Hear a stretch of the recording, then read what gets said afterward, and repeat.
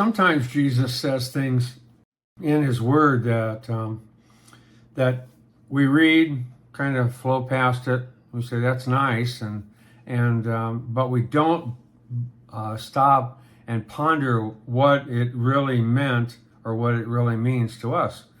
One of those things happened to me this morning. I was thinking about something that I had read in John 17, verse 21. And Jesus was speaking to the Father in a prayer, and he said that they all may be one, as thou, Father, art in me, and I in thee, that they also may be one in us, that the world may believe that thou hast sent me. And I was thinking about that they may all be one. How does that work? What does that really mean? And I wonder, I think about Jesus, who was able to walk on this earth in a way that allowed him to not only see and sense what was going on in the spirit realm, but also to physically be a part of everything that we could see and that the disciples were able to see that he encountered during his time on earth. That meant that he was fully man, able to look at and participate in the flesh aspect or the seen realm, and that he was the Son of God, which allowed him to think about and to obey everything that the Father said, because they were one in spirit. And what does that mean to us?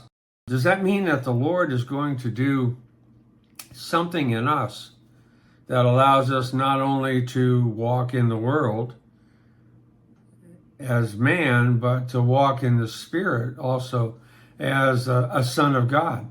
How does that work?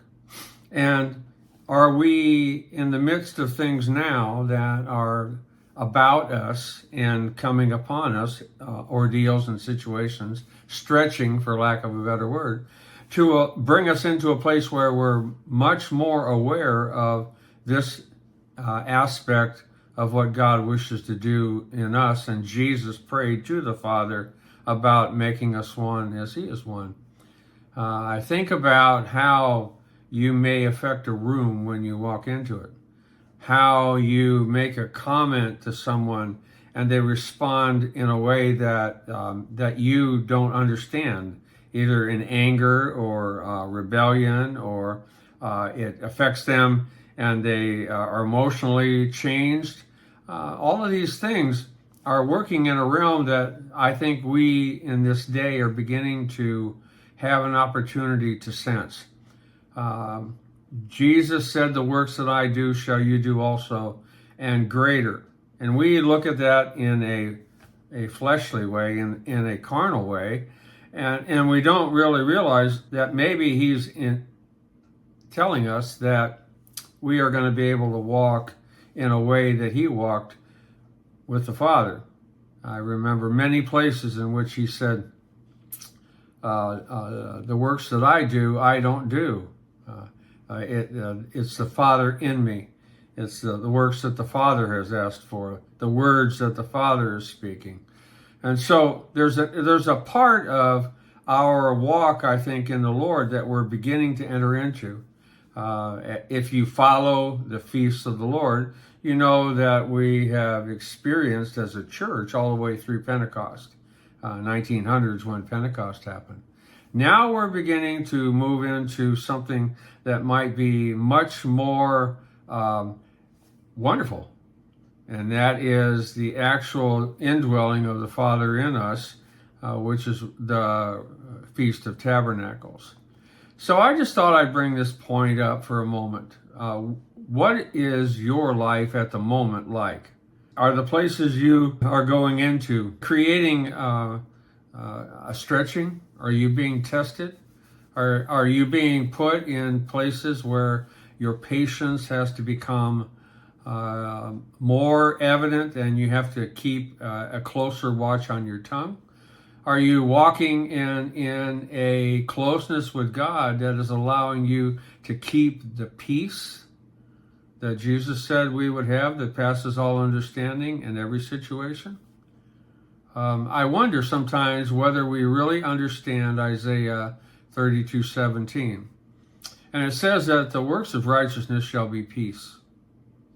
The effects of righteousness, quiet assurance forever. There's a level of assurance that you can walk in and that God is leading us to, where we trust that everything that we're in and everything that we're doing is working together for good because God has orchestrated it for a specific purpose. So, what are you noticing right now? Are you being stretched? Have situations and family members and all of the things, health, finances, are you being stretched in a way that is testing how much trust you have that God will get you through what you're walking through?